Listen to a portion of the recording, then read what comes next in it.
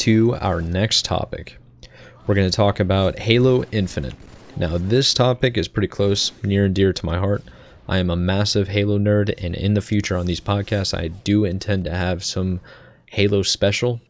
But for right now, we're going to talk about Bloomberg's recent article that they published on October 28th. Jason Schreier. He wrote, Microsoft's new Halo game loses top director after project delay. Chris Lee, who oversaw production of Halo Infinite at 343 Industries, which is developing the game for Microsoft, is no longer working on it. He confirmed to Bloomberg News on Wednesday. Lee is the second top director on the project to leave in the past 2 years. He said, I have stepped back from Infinite and I am looking at future opportunities. I believe in the team and am confident they will deliver a great game, and now is a good time for me to step away. The article goes on to state, the highly anticipated next Halo installment was originally slated to come out alongside Microsoft's launch of its next generation Xbox Series X console in November. The game was delayed in early August, however, following poor fan reception to an early public version. Lee's role was sidelined a few weeks later, and Microsoft brought in Halo veteran Joe Staten to lead the single-player campaign and another senior executive, Pierre Hindze, to run multiplayer. Now, for those not involved in the Halo community, the Halo community has been pretty divided since the release of Halo 4 and Halo 5 after Bungie moved on to create the Destiny series, and 343 was formed to take over the helm of the Halo franchise or series. You have an entire fan base that is still playing the old school style of Halo games of Halo 3, even Halo Reach in some areas, Halo 2 and Halo CE.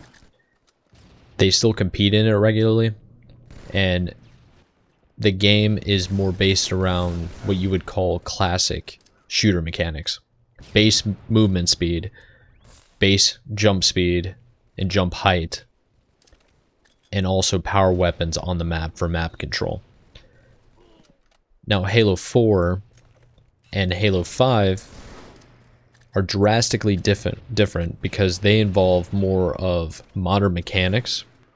So you'll have sprint, you'll have thrusters, you'll have sliding abilities, you'll have clamber or climbing up edges.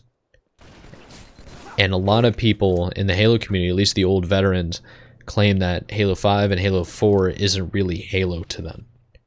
Whereas you have an entire new generation of gamers that are coming up and playing Halo 4 and Halo 5 for the first time, and they're very, very excited for Halo Infinite. But what the overall Halo community does believe in is that Halo Infinite might be the last-ditch effort or chance for 343 Industries to garner the respect of the old school fans that are still playing Halo 3, Reach, and 2, CE and all that stuff, and also retain the normies that are playing Halo 5 Guardians and Halo 4. So to hear that 343 Industries is letting go top developers and studio heads in the midst of development is very worrying and very concerning. We've seen this happen with other top developers, and actually a good comparison that I just thought of is Bungie. When Bungie left Microsoft to go create Destiny, they also went and signed a contract with Activision. The problem is that Activision came in with their executives and basically said, we don't like the way your story's going. And they ended up kicking away their story writers and their story leads. So that's why when you play Destiny 1, the story doesn't make any sense. You don't know if you're the villain or the people that you're shooting are the villain. It's just completely a jumbled mess and it doesn't make any sense. It was an overall good game mechanics-wise, and it was gorgeous, and Destiny 2 is even better. But the story of the actual game, the life and the blood of storytelling in a video game, wasn't there. And that seemed to happen with Halo 5 Guardians, where the story didn't make a lot of sense. You had to go out and you had to read a book or a comic in order to get the full picture of the story to understand what was going on. But the overall game was actually good. Now we're hearing that the studio head's gone. They just hired a new multiplayer director and a campaign director.